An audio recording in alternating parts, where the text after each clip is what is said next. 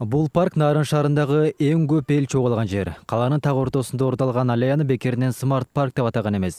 Эс алуучулар үчүн акысыз интернет каралган. Дизайндагы башка эс алуу жайларынан жасалгасы менен айырмалана алат. Жакшы мактана кетчү парктардын бири. Мунун өзгөчөлүктөрү өзүңүздөр көрүп тургандай эле ушул жерде таштардын бетине ар кандай тамгалар, компьютердин клавишалары бастырылган. Эс алуу жай оңдоодон өткөндөн бери каладагы кичинекей бөбөктөрдөн баштап кары жашына чейин ушул жерге келип эс алышат.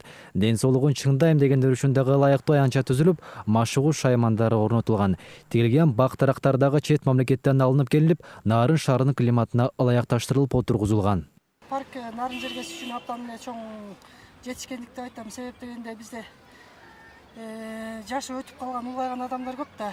Анан бул Нарын шаарында мындай ден соолукту чыңдоочу жерлер карылар үчүн абдан жакшы. Эртең менен саат 7ден кийин жетилерде, кечинде бүт бул жерде жашы улгайган адамдар көп келет. Себеби ден соолукту чыңдоо үчүн абдан пайдалуу. Парктын уникалдуулугу инновациялык технологияларды колдонгондугунда. Алсак мында орнотулган жарык берүүчү жабдыктарга электр тогунун кереги жок. Бул парктын өзгөчөлүгү мына ушул шам чырак менен айырмаланып турат.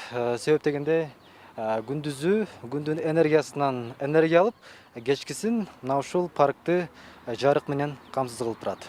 Нарын шаарындагы Борбордук аянтында жайгашкан Сейиталы Жакыпов атындагы парк буга чейин эскилиге жетип, айланасын таштанды басып кароосуз калган. Элдин муктаждыгын эске алган Агахан өнүктүрүү уюму $1 миллион ашык каражат бөлүп, оңдоодон өткөргөн. Ошол Агахандын маданият боюнча траст аркылуу оңдоп түздөлүп, ошол 2016-жылы октябрда ишке киргизилген, расмий түрдө ачылган. Бул паркты элде мындай официалдуу эмес смарт парк деп коет. Себебинде бул парктын дизайны ошол жөнүндө айтып турат. Бул паркта бекер Wi-Fi интернет бар.